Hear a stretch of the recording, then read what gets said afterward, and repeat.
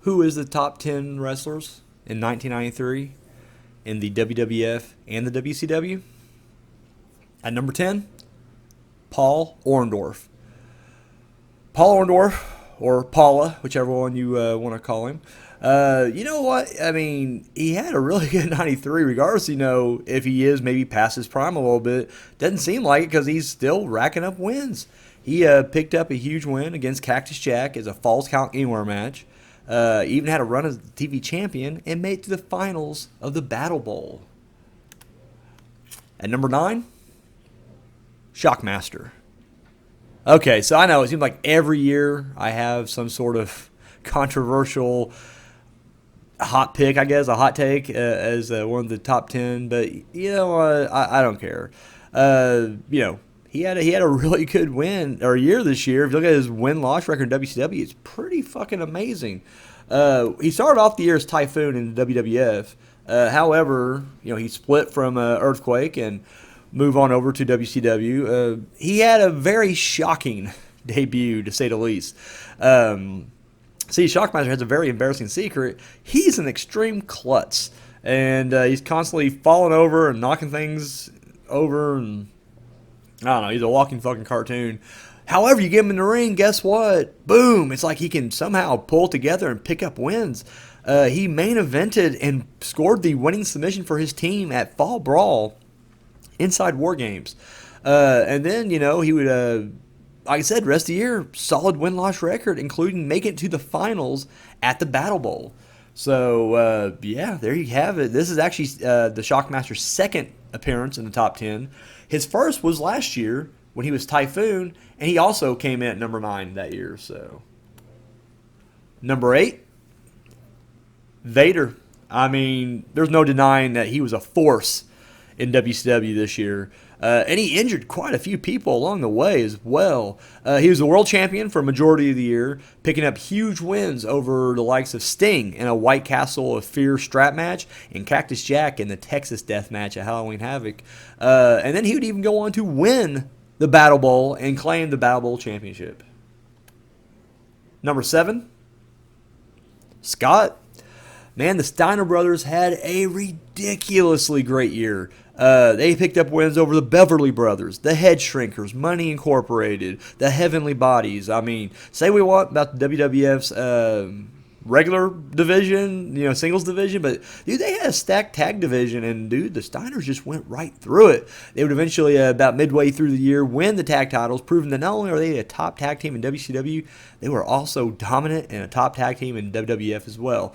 This is Scott's third appearance in the top 10, and this is his first one since 1991. At number 6, the British Bulldog. When Dave Boy Smith went ahead and joined WCW, he went straight to the top at the main event scene, which is something he really kind of struggled to do in WWF.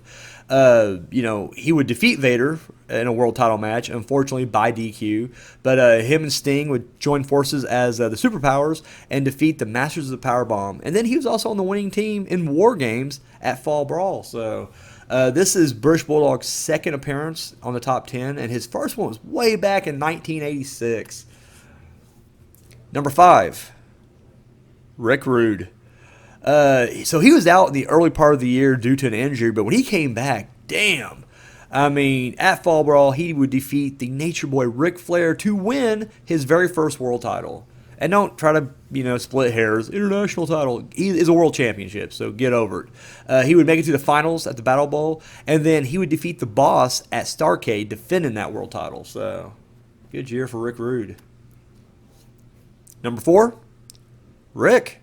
I mean, sorry, I should specify Rick Steiner, not Ric Flair. Rick Steiner. I already went over how great the Steiners was back when I put Scott in there. So this is Rick Steiner's fourth appearance, though, in the top 10, and this is his first one since 91. At number 3, Stunning Steve Austin. He started the year off in tag action as part of the Hollywood Blondes with Flying Brian. They would actually go on to win the unified NWA WCW World Tag Team Championships. However, he would break away from that tag team and as a single star would go on to the finals of the Battle Bowl, and then he would win the U.S. title at Starrcade. Number 2, Bret Hitman Hart. This was really, like I said, back whenever he won the Top Wrestler. This was a rebuilding year for the Hitman. Yes, of course, he was the world champion at the very beginning of the year. However, he would lose it to Yokozuna at WrestleMania 9, and then he was pretty much having to start from scratch all over again. However, he would go on to win the King of the Ring tournament, and then he would spend the rest of the year defending his family's honor against the likes of Jerry the King Lawler and Shawn Michaels. And number 1, Sting.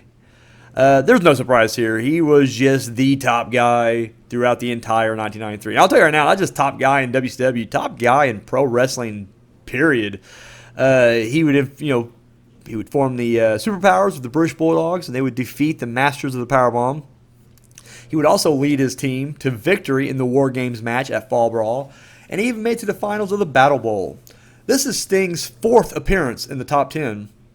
He's actually up a spot from last year, so he went from being number 2 last year to being number 1 this year.